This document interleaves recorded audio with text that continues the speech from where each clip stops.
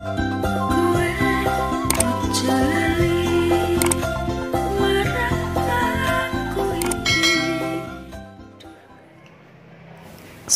warahmatullahi wabarakatuh, teman-teman semuanya. Pagi ini saya berada di RSI Rembang untuk periksa kesehatan, dan ternyata di sini sedang ada informasi dari Ibu Dokter Satiti mengenai apa itu stunting. Nah, jika teman-teman ingin mengetahui apakah itu stunting, marilah ikuti video saya. Yuk. Persingkat waktu, monggo kepada yang terhormat Dokter Satiti, kami persilahkan. Assalamualaikum warahmatullahi wabarakatuh. Perkenalkan, saya Dokter Satiti yang bertugas di RSI Rembang ya, ibu-ibu, bapak-bapak semuanya. Kita belajar bareng di sini. Materi yang akan disampaikan adalah tentang stunting. Stunting itu kan lagi hot ya sekarang. Apa sih stunting itu? Stunting itu sebenarnya adalah kondisi gagal tumbuh pada balita akibat kekurangan gizi kronis pada saat dia 1000 hari kehidupan. Jadi 1000 hari kehidupan itu dihitung sejak dia di perut sampai usia 2 tahun. Okay? Lalu apa saja kok bisa anak itu stunting? Jadi stunting itu nanti perawakannya jadi lebih pendek dari usianya yang seharusnya. Okay? Jadi ini penyebabnya ada banyak. Jawabannya ada banyak. Dia bisa saat ibu itu mulai hamil, itu kurang edukasi. Jadi harusnya itu kan adik kan di dalam perut ibu ya. Di dalam perut ibu itu harusnya sudah mendapat makanan yang bergizi, misalnya sayur, buah, daging dan sebagainya yang harusnya untuk bisa menutrisi bayinya, termasuk menutrisi otak adiknya. Sedangkan saya masih sering menemukan saya di dusun-dusun nih, mbak-mbak waktu kumpul-kumpul sama ibu itu masih, ayo wis lah, saya lapar maam ciki saja, saya lapar wis jajan coklat aja, tanpa mau makan nasi dan lauk-lauk yang bergizi. Lalu dia juga pada waktu sampai mencapai 1000 hari kehidupan itu ASI eksklusifnya kurang. ASI eksklusifnya kurang, mungkin sampai 2 bulan ASInya berhenti, udah ibunya tidak berusaha untuk menambah susu, karena susu ya, termasuk susu formula itu juga paling tidak ASI eksklusifnya sampai 6 bulan, dan nanti setelah 6 bulan ditambahi dengan makanan pendamping ASI. Lalu untuk ciri-cirinya, kita harus tahu ciri-cirinya stunting itu gimana, kapan anak disebut dengan stunting. Yang pertama, dia bertumbuh lebih pendek dari anak-anak. Jadi ini nanti kalau ibu-ibu dirasakan anaknya ini anak saya normal nggak sih, monggo saya aturi ke fasilitas kesehatan, ke poliklinik anak ya, untuk konsultasi dengan dokter anak. Nanti akan diukur berat badan, tinggi badan, tingkah makannya, dan nanti akan dimasukkan ke dalam grafik. Nanti akan dilihat apakah sudah sesuai atau belum. Lalu dia tanda pubertasnya terlambat dan pertumbuhan begitu lambat, wajahnya tampak lebih muda daripada usianya. Lalu performa buruk pada tes perhatian dan memori belajar. Jadi ini juga berhubungan dengan gizi ya, gizi yang 1000 HPK atau di 1000 hari pertama kelahiran. Jadi dia nanti akan tetap berpengaruh kepada belajarnya, konsentrasi juga. Lalu ini kita harus tahu juga dampaknya kalau anak itu terkena stunting, itu nanti dia akan gampang sakit. Jelas karena nutrisinya sangat berkurang dan tidak ada gizinya gitu.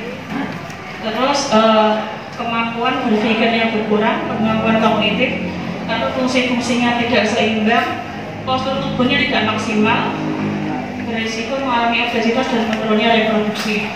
Lalu kita harus tahu gimana sih anak-anak biar tidak bisa stunting, itu menjadi pola makan, pola asuh juga. Jadi maksudnya pola makan di sini adalah saat ibu itu mulai hamil, itu harus makannya sudah bergizi, sudah enak dan memenuhi standar gizi yang seimbang. Lalu untuk pola asuhnya ini adalah memberikan ASI eksklusif sampai 6 bulan. Setelah 6 bulan kita ditambahi makanan pendamping ASI. Makanan pendamping ASI-nya nggak harus langsung ASI, nggih. Dimulai dari yang teksturnya paling halus dulu, nanti bertambahnya usia dinaikkan lagi teksturnya lebih kasar. Untuk imunisasi juga harus lengkap. Monggo nanti biasanya di posyandu ya, banyak di posyandu atau bisa ke poliklinik anak. Sambil buku pinnya itu dibawa, itu ada jadwalnya. Buku pin yang waktu panjenengan hamil dulu itu ada. Itu nanti dibawa, itu ada jadwalnya dan jangan sampai terlupa. Lalu untuk sanitasi, kebersihan ya. Mungkin saat dulu mencuci botolnya adik atau peralatan makan itu kurang bersih juga bisa mempengaruhi. Lalu harus dipantau juga tumbuh kembangnya. Jadi monggo sering itu ya, sering ke posyandu kalau ada acara dan waktu ke poliklinik anak diukur terutama berat badan, tinggi badan disesuaikan. Lalu nutrisinya bagi ibu hamil itu selama hamil harus banyak minum tablet penambah darah, makannya bergizi, gizi seimbang, dan ketika anak itu lahir bayi, entah itu lewat operasi sesar ataupun normal, itu nanti ada inisiasi menyusui dini atau IMD. Inisiasi menyusui dini itu nanti anak ditaruh di dada ibu dan nanti anak itu, bayi itu akan mencari putingnya ibu. Itu tujuannya untuk mendekatkan kebatinan anak dan bayi dan juga ibu. Dan selain itu juga dia harus bisa mengenali puting ibu agar menyusui nanti lebih mudah. Dampaknya untuk bayi dan juga balita, pemberian eksklusif ASI sampai 6 bulan, pemberian imunisasi yang lengkap dan juga pemberian vitamin A, karena vitamin A juga bisa untuk memberikan daya tubuh yang bagus dan juga nutrisi untuk anak. Lalu untuk pemantauan di posyandu dan juga perilaku hidup bersih sehat. Untuk vitamin A akan disampaikan dengan Mbak Nova. Bicara saya Anjali, perkenalkan saya Putri Nova di sini bekerja di RSI Alfa yang bertugas di sini. Saya di bagian farmasi rawat jalan. Misal nanti ada pertanyaan tentang obat, bisa langsung saja sama saya di sini. Saya jelaskan di sini salah satu nutrisi yang paling penting untuk pencegahan stunting. Salah satunya itu ada vitamin A. Kemudian vitamin A itu vitamin yang esensial, tapi tidak bisa diproduksi oleh tubuh sendiri. Jadi harus ada vitamin tambahan dari luar.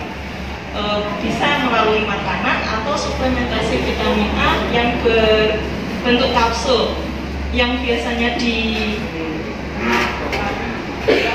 posyandu itu yang warnanya merah atau warnanya biru.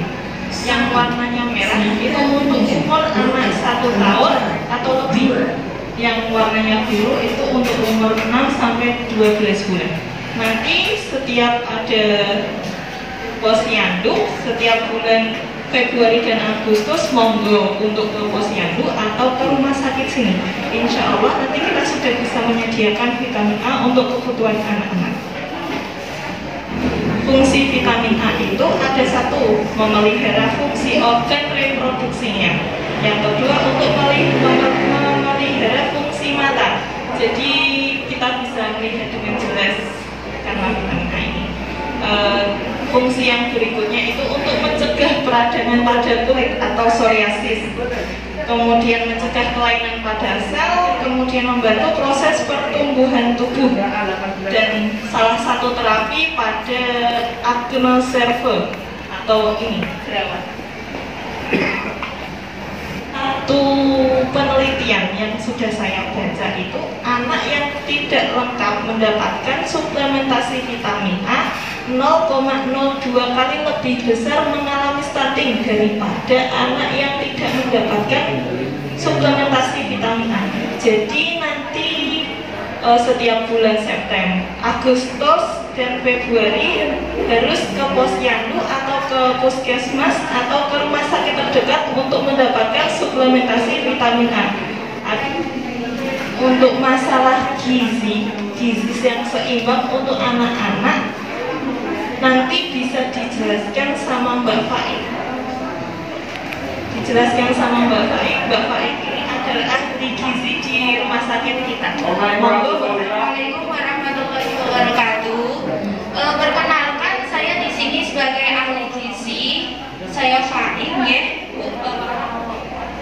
Oke, saya di sini ingin mengulas sedikit yang sudah dijelaskan oleh Dokter Satini tadi, ya. Stunting itu lebih dikenal dengan Wardatul Firdaus Poli 2. Misalnya ada anak yang tingginya itu nggak sesuai dengan anak lain yang seusianya. Nah, itu disebut stunting gitu. Terus selanjutnya selain stunting juga dikenal wasting. Wasting itu apa sih? Ada yang tahu nggak Bapak Ibu? Gizi kurang. Nah, saya jelaskan ya. Gizi kurang itu apabila ada anak yang dirasa berat badannya itu kurang, atau kita sebut atau kita sekilas lihat itu dia berat badannya kurang, kurus dari anak seusia lainnya atau teman-teman lainnya itu ya kurang berat badannya, kurus gitu. Nah, bagaimana sih cara mengukur stunting itu? Stunting itu bisa diukur dari tinggi badannya berapa, lalu dibandingkan dengan berat badannya. Semisal tinggi badannya itu kurang, normalnya itu berat badan bayi, terutama bayi sekitar umur 0 sampai 5 bulan itu panjang badannya itu normalnya sekitar 60 cm gitu. Jadi misalnya ibu-ibu pernah mengalami atau misalnya panjenengan ada tetangganya misalnya ataupun putrinya itu misalnya panjang badannya minimal itu bayi baru lahir 0 sampai 5 bulan itu 60 cm ya. Lalu untuk berat badannya itu usia 0 sampai 5 bulan atau usia 0 sampai 5 bulan itu sekitar 6 kg ya. Bapak Bambang Suwardi Poli 2. Jadi sekilas begitu nggih, stunting itu untuk istilah mudahnya itu pendek, sedangkan wasting itu istilah gampangannya ya, dipermudah itu dia gizi kurang atau lebih kurus dari anak seusianya gitu.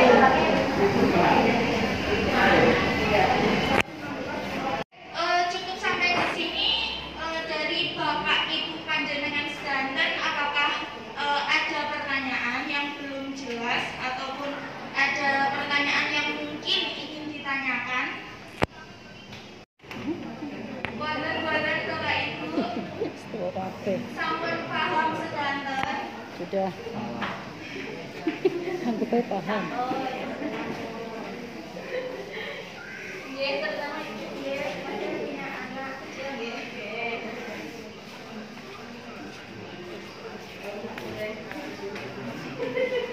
Oke, dari saya cukup monggo Ibu nuwun kula serahkan panjenengan. Baik, pripun Bapak Ibu semuanya sampun bisa dipahami nggih.